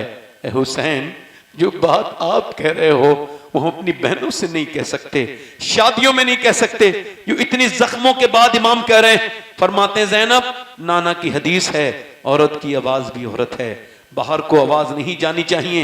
अभी तो सिर्फ तीर लगाए, कुछ दिनों के बाद मेरी लाश पर घोड़े दौड़ेंगे, तुम्हें सब्र करना है। इमाम चल दिए। फातिमा के लाडले का आखिरी दीदार है, हश्र का हंगामा बरपा है, मियाने अहले बैत हूरे करती हैं, उरूसाने शहादत का सिंगार, खूबरू दूल्हा बना है। हर जवाने अहले बैत अपना सौदा बेचकर बाजार सूना कर गए। कौन सी बस्ती बसाई ताजराने अहले बैत। मेरा इमाम भूखा 3 दिन का, प्यासा 3 दिन का घोड़ा लेके चलता है, बेटी पीछे घोड़े को पकड़ती है। इमाम नीचे उतर के बेटी से प्यार की बातें करके फिर उसको हटाते हैं। इमाम की घर की बेटियों पर सलाम, उन पर 1000 बार सलाम हो। इमाम गए। अब जब तीर की बारिश हुई है तो जिस्म का कोई हिस्सा ऐसा नहीं है या नबी के बेटे के, नबी के हुसैन के तीर नहीं लगे हैं, पूरा जिस्म छल्ली छल्ली घोड़े पर बैठे हैं। किसी ने आकर के नेजा भी मारा है, भाला वो भी पार हो गया है मेरे इमाम के। और जब हाथ की गिरफ्त कमजोर होने लगी, इमाम की आंखें ढलकने लगी, जमीन की तरफ को आने लगे, तो तारीख दान ने लिखा है कि हुसैन जब नीचे को घोड़े से गिर रहे थे तो आपकी जबान पर एक लफ्ज ये था, आप कुछ दुआ मांग रहे थे और अर्ज करते थे, मालिक मेरे नाना की उम्मत को बख्श देना, मेरे रब मेरे नाना की उम्मत को बख्श देना। इतनी भूख और इतनी प्यास के बाद इमाम नीचे को आए, जिस्म में कोई हिस्सा ऐसा नहीं है। फिर मेरा मेरा इमाम सजदे में चला गया। मेरा इमाम सजदे में जाके पूरे दिन की अपनी कारकर्दी अपने रब के बारगाह में अर्ज करता है, पूरी बात सुनाता है अपनी जुबान से, मालिक मेरे भाई शहीद हुए, मेरे पोते, मेरे बेटे, मेरे भतीजे, मेरे भांजे शहीद हुए, सबकी लाशें हुसैन ने उठाई हैं, मेरी बेटियां भूखी हैं, मेरे बच्चे 3 दिन से प्यासे हैं, मगर इसके बावजूद हुसैन तुझसे राजी है मेरे मालिक, क्या तू हुसैन से राजी है? 1000 बार सलाम हो। अम्मी सैयदा उम्मे सलमा फरमाती हैं, एक दिन नबी पाक ने फरमाया दरवाजा बंद कर दो उम्मे सलमा, कोई आए तो उसको आने नहीं देना। फरमाती मैंने बंद कर दिया दरवाजा, हुसैन आए, मैं न रोक सकी, हुसैन अंदर गए तो मैंने देखा हुजूर ने हुसैन को चूमा और रोने लगे, कभी आंखों को चूमे कभी पेशानी। मैंने पूछा हुजूर हुसैन को क्यों चूम के रोते हैं? फरमाया मेरे हुसैन को शहीद कर दिया जाएगा, अभी फरिश्ता आया है, उसने आके मिट्टी दी है मैदान करबला की, ये खून बन जाएगा जिस दिन हुसैन मेरा शहीद होगा। मैं अपने बेटे के लिए रो रहा हूं, अल्लाह मेरे बेटे को सब्र अता करे। हुसैन ऐसा शहीद है जो शहीद बाद में हुआ है, जिसकी तकलीफ मेरे नबी ने पहले ही महसूस की है। मेरे मुस्तफा जाने रहमत अम्मी सैयदा उम्मे सलमा फरमाती, करबला वाले दिन मैंने देखा कि नबी के हाथ में एक सरकारे दो आलम के हाथ में एक खून की शीशी है। मैंने अर्ज की हुजूर कहां से तशरीफ ला रहे हैं, ये चेहरे पर आपके गर्द है। फरमाया मैं करबला के मैदान से आ रहा हूं, मेरी बेटी, मेरे बेटे को शहीद कर दिया गया है, मेरी नवासी भूखी है, मेरे सारे खानदान को शहीद कर दिया गया, उन सब का खून जमा किया है, ये हुसैन और उसके अंसार का खून है, उसके मददगार लोगों का खून है। मैं कहता हूं हुसैन का खून अलग होना चाहिए था या रसूल अल्लाह, और आपकी अहला औलाद का एक जगह होना चाहिए था। दोनों खून आपने एक जगह क्यों मिलाए? आवाज आई इस वजह से दुनिया वाले इस बात को समझ जाएं, जो हुसैन से वफादारी करेगा वो दुनिया में भी हुसैन के साथ रहेगा तो आखिरत में भी हुसैन के साथ होगा, वो हुसैन के साथ उठेगा। जो हुसैन से मोहब्बत करेगा, मेरे इमाम को जब गर्दन काटी गई, मेरे इमाम को शहीद किया गया, अल्लाहु अकबर। मगर यहां पर एक नमाज की बात सुनाने चाहूंगा। इमाम जब शहीद हो गए, फिर असर का वक्त खत्म होने लगा, उधर लाशों पर घोड़े दौड़ रहे थे, उधर नबी की घर की औरतें नमाजें पढ़ रही थी, उधर ज़ैनुल आबिदीन नमाजें पढ़ रहे थे। इमाम ने आखिरी बार भी सजदा किया। हम कैसे मुसलमान हैं? इमाम की बहन के, इमाम के घर वालों के खेमे को जला दिया गया, इमाम के घर में जला दिया गया, उनकी बेटियों को कैद कर लिया गया, और जब उनकी ज़ैनब, उनकी बहन के सर से दुपट्टा खींचा गया तो उन्होंने अपने चेहरे पर अपने बालों को डाला और कहा, ऐ मेरे नाना, मैं वही ज़ैनब हूं, जब मैं पैदा हुई थी आपने मुझे गोद में लिया था, आपके आंसू मेरे चेहरे पर गिरे थे और आपने फरमाया था, देखो फातिमा, मेरी ज़ैनब का चेहरा बिल्कुल अपनी नानी की तरह है।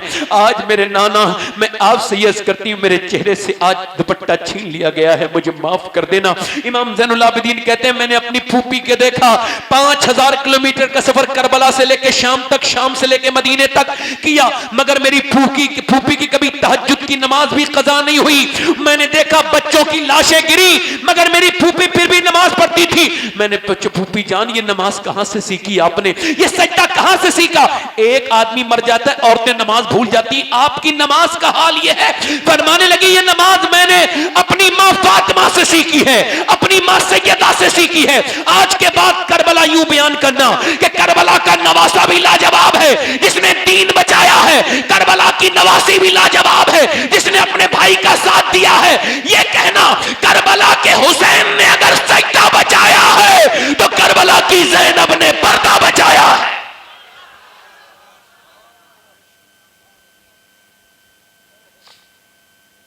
मेरे दोस्तों, यजीद बुराइयों के लिए आया था। क्या करता था? बुराइयां, खराब काम करता था। आज वो सारी खराबियां हुसैनियों के अंदर भी नजर आती हैं। हमारे घरों में डांस चल रहा है, डीजे चल रहा है, फिल्में चल रही हैं, फिर भी हम कहते हैं हम हुसैनी हैं। आओ जरा हुसैनियत के परचम बुलंद करें और अपने रब से कहें, मालिक तो हमको माफ कर दे, हमारी खताएं बहुत हो गई, हम पे अपनी अताएं फरमा, हम पर अपना फजल फरमा, हमारी खताओं को माफ फरमा, ए रब, ए करीम। इधर देखो मेरे भाइयों, एक औरत थी, तवज्जो करें, हुजूर फरमाते हैं एक आदमी था, उसका नाम था किफल। हर रात एक नई लड़की बुलाता था, उसके साथ जिना करता था। एक रात एक लड़की एक दिन आई, रोने लगी रात में। इसने कहा मेरी रात खराब करती है। रोती क्यों है? पैसे नहीं मिले तुझे? कहा पैसे तो मिले हैं। कहा फिर रोती क्यों हैं? कहा मैं अपने ईमान की वजह से रो रही हूं। कहा क्या मतलब? कहा मेरे बहन भाई भूखे ना होते तो कभी ऐसा ना करती, अपने जिस्म को कभी ना बेचती। कहा डरती किससे है? किससे डर लग रहा है? अल्लाह से। यही कह रही हूं रब, जब मैं सजदा करती हूं तब भी तू मुझे देखता है, जब मैं आज बदकारी करवाने आई हूं तब भी तू मुझे देख रहा है, मुझे माफ कर दे। फूट फूट के रोई, उसके रोने से उसका दिल बदल गया। बोला जा, मैं तुझे अपनी बहन बनाता हूं, तूने मेरी आंखें खोल दी, जा। चली गई। सजदे में जाके बोला मालिक एक दिन आई थी, हाथ तक नहीं लगाया और लगवाया, और मैंने तो कितनी इज्जतें लूटी हैं। याद रखना अपने ईमान की, अपनी तन्हाइयों की हिफाजत करो मेरे दोस्तों, अपने गुनाहों से बचो। वो आदमी रो के बोला मालिक अगर मेरे जैसा गुनहगार कोई नहीं तो तेरे जैसा करीम भी कोई नहीं, अगर मेरे गुनाहों की कोई हद नहीं तो तेरे करम की भी कोई हद नहीं। सब जमीन भी तेरी, सब आसमान भी तेरा, तेरा भागा हुआ मुजरिम तेरे सामने सिलेंडर कर रहा है, मुझे माफ कर दे। मर गया, ऐसा दिल को दर्द हुआ, मर गया, अटैक आ गया। सुबह को कोई जनाजा नहीं उठा रहा है, इसका जनाजा उठाएंगे। बदकार था, जानी था, गुनाह करता था। जब कोई जनाजा नहीं उठाया ना, अल्लाह ने फरिश्तों को भेजा, इसके दरवाजे पे मोटे मोटे लफ्जों में फरिश्ते लिख के गए, इन्नल्लाह कद गफर लिल किफले, ये जो किफल है ना उसकी अल्लाह ने मगफिरत फरमा दी है, उसको माफ कर दिया है। क्यों? चूंकि रात में उसने अपने अल्लाह के सामने सिलेंडर किया, समझौता कर लिया, रो लिया। अल्लाह फरमाता है इंसान तेरे जमीन आसमान के बराबर भी गुनाह हो, तू इतना रो कि तेरी आंख का आंसू ढलक के तेरे गाल तक आ जाए, मैं तेरे सारे गुनाह माफ कर दूंगा। आज हुसैन की इस महफिल में इससे पहले के जनाजे उठे, इससे पहले कि गुस्ल देने वाला गस्साल पानी गर्म करके हमारे कपड़े उतार रहा हो, इससे पहले कि फिर उठा करके हमें जनाजे लेके 4 लोगों ने हमें अंदर रखा हो और वो 4 बाहर को निकल गए हों, उसके बाद फिर अंधेरी कब्र में हम सब चले जाएं बगैर तौबा करे, ये दुनिया जी लगाने की जगह नहीं है। हाथ उठा के बताओ कितने लोग ऐसे हैं जो हुसैन के नाम पे अपनी जान दे सकते हैं? दोनों हाथ उठा के बताएं, नीचे हाथ कर ले। जो जान दे सकता है कुछ भी कर सकता है, कुछ भी कर सकता है ना। एक दूसरे की तरफ ना देखना। आपको पता है वो एक हदीस बीच में रह गई थी, मैंने जो रमजान में बताया पढ़ी थी, याद है? हजरत अली कहते हैं मैंने अपनी बीबी फातिमा से कहा, फातिमा क्यों रोती हैं? कहने लगी आपको खाना ना देने का अफसोस है। कहते हैं मैंने कहा क्यों? कहा आप जब घर से गए थे कई दिन का फाका था, आज भी घर में कई दिन हो गए। कहते हैं मौला अली अल्लाह अकबर। मैंने उनसे कहा आपने मुझे बताया क्यों नहीं? कहा अब्बा ने मुझसे कहा था फातिमा अली से उस चीज की डिमांड मत करना जो उनके पास मौजूद ना हो। कहते हैं अली मेरा दिल फट गया, मैं रोने लगा। फातिमा को यह भी खबर है कि मेरे पास कुछ नहीं है। कहते फिर मैं मजदूरी करने गया, मैंने जा करके देखा फातिमा रो रही थी। मैंने पूछा क्यों रोती हैं आप? कहने लगी अब्बा के घर में 16 दिन से चूल्हा नहीं जलाया, मेरे अब्बा के घर में। कहते मैं गया और मजदूरी करने गया और मैं 17 खजूरें लेके आया, डोल एक निकाली, एक खजूर दी उस यहूदी ने। कहते मैंने हुजूर के सामने लाके रख दी, हुजूर ये खजूर है। सरकार ने उस खजूर को देखा, अली तेरे बच्चे भूखे हैं और फातिमा भूखी हैं, उनके लिए लेके नहीं गए? मैंने अर्ज की हुजूर बच्चों से ज्यादा हसन हुसैन से, फातिमा से ज्यादा अली आपसे मोहब्बत करता है। मेरे नबी ने दोनों हाथ उठाए और दुआ की, अल्लाह मैं अली से राजी हूँ, तू भी मेरे अली से राजी हो जा। अल्लाह मैं अली से राजी हूँ, तू भी मेरे अली से राजी। हुजूर फिर अपने नवासे के पास गए और फिर खजूर की गुट्टी निकाल के खजूर मुंह में दी ना, हसन रोने लगे। नबी ने फरमाया सैयदा ज़रोई ज़ैनब तुम फातिमा ना रो, तुम जन्नती औरतों की सरदारा हो, मेरे हसन हुसैन जन्नती जवानों के। अम्मी आयशा फरमाती हुजूर के पेट पे जब पत्थर बनता था ना अल्लाह के रसूल के, कहती पेट पे पत्थर बंधा है और आज 17 दिन हो गए, 16 दिन हो गए हमारे घर में चूल्हा जले हुए, तो हुजूर को मैं दुआ मांगते सुनती थी। ऐसे करके दुआ मांगते थे। क्या मांगते थे मालूम है? अल्लाह मेरी उम्मत कभी भूखी न मरे, मेरी उम्मत। वही नबी जो कब्र में तशरीफ लाएंगे, उनके नाम पे कौन कौन अपनी जान दे सकता है? दोनों हाथ उठा के बताएं, नीचे हाथ कर, नीचे हाथ कर ले। अब जो जान दे सकता है वो कुछ भी कर सकता है ना, कुछ भी कर सकता है ना। कितने लोग ऐसे हैं जो आज से नबी के नाम पे जान भी दे देंगे और आज से पूरी दाढ़ी भी रखा लेंगे। इस महफिल में खड़े हो जाएं वो नौजवान, खड़े हो जाएं हुसैन के नाम पे, जो आज से दाढ़ी रखाएं बाहर आ जाएं, यहां आ जाएं। वो नौजवान इधर आ जाएं जो आज से दाढ़ी रखाएं, पूरी सुन्नत। जिनके पहले से दाढ़ी हो वो ना हो, जो आ जाओ। जिनके छोटी हो कटी आ जाओ, बाहर आ जाओ, यहाँ आ जाओ, यहाँ पे खड़े हो जाओ। यहाँ पे 100 शहीदों का सवाब है। आओ हुसैन, आप बैठो भाई, आप बैठो, आपकी दाढ़ी है, आप बैठो, आप आ जाओ। जिनके छोटी दाढ़ी हो या कटवाते हो, मदरसे का कोई बच्चा ना है, बैठ जाए, उनके निसाब में होता है। आप आ जाओ, 100 शहीदों का सवाब है। आ जाओ चाचा, आप भी आओ, सुभान अल्लाह बोलो। इन सब लोगों के लिए जरा दुआ करो, अल्लाह इन्हें इस्तिकामत अता फरमाए। दाढ़ी मुड़ा के नहीं, दाढ़ी रखा के बंदा खूबसूरत होता है। हर नबी के दाढ़ी, कब्र में जब हुजूर आएंगे ना तो सरकार इस दाढ़ी को देख के खुश हो जाएंगे।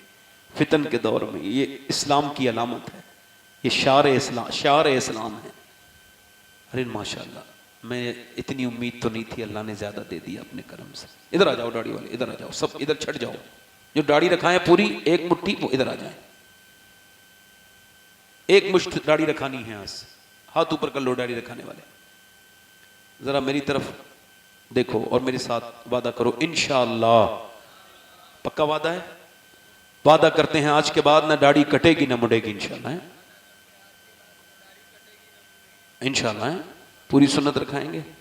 बस मैं दुआ करूं, या अल्लाह या रहमान या रहीम, इन बच्चों को या अल्लाह इस्तिकामत अता फरमा दे। मेरे भाइयों को, हमारे दोस्तों को या अल्लाह इन सबको अपने महबूब की सच्ची मोहब्बत अता फरमा। बैठ जाए, सुभान अल्लाह बोलो। बहुत लोगों की गिनती भी शुमार नहीं है। आज मैं जब तकरीर करता हूं तो कभी 5, कभी 10, कभी 11 हो जाते हैं। आज मैंने देखा माशाल्लाह 30-35 हो गए। सुभान अल्लाह। ये सब इमाम हुसैन के नाम की बरकत है। जरा जोर से तो बोलो सुभान अल्लाह। देखो हुजूर की आंखों की ठंडक क्या है, बोलो। और जो हुसैन ने नहीं छोड़ा करबला में, वो क्या है? तो दोनों हाथ उठा के बोलो, आज से अपने मोटरसाइकिल के पीछे एक मुसल्ला भी रखोगे। जब वक्त हो तो वजू करके नमाज कहीं भी शुरू कर दोगे। दोनों हाथ उठा के बोलो, इंशाल्लाह नमाज की पाबंदी। दोनों हाथ उठा के इंशाल्लाह नमाज की पाबंदी करेंगे। अपनी बहन बेटी को पर्दे के लिए कहेंगे। दोनों हाथ उठा के बोलो, इंशाल्लाह मसलके आला हजरत पे सख्ती से कायम रहेंगे, इंशाल्लाह। अल्लाह आप सबको सलामत रखे भाई, बाकरामत रखे। मुझे 1 घंटा 25-30 मिनट हो गए बोलते हुए, और मेरी कोई बात बुरी लगी हो तो मैं आपका खादिम था, तो कोई बात बुरी लगी हो तो मुझे माफ़ कर दें आप। अल्लाह ताला आपको भलाइयाँ नसीब करे।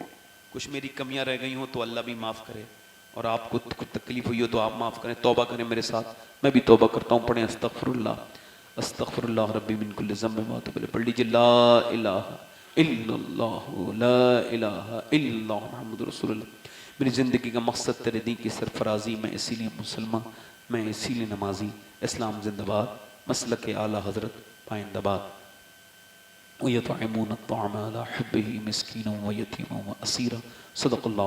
अस्सलामु अलैकुम वरहमतुल्लाहि वबरकातुहू। अल्लाह आपको खुशियाँ दे, इस महफिल को कबूल फरमाए।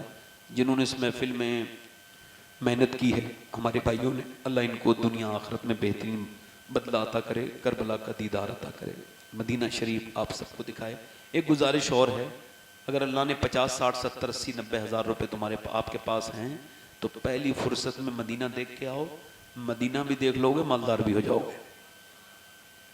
मदीना बगैर देखे न मरो, मदीना मदीना। अल्लाह आप सबको मदीना दिखाए। अल्लाह आपको हुजूर सैयदा, हुजूर की बीबी, हम सब की माँ सैयदा खतीजतुल कुबरा के बारगाह की हाज़िरी अता करे। आप सबको अल्लाह खुशियाँ दे। हुसैन के सदक़े से हम सब का ईमान पे ख़ात्मा हो। अल्लाह गुनाहों को माफ़ फरमाए। अस्सलामु अलैकुम वरहमतुल्लाहि वबरकातुहू।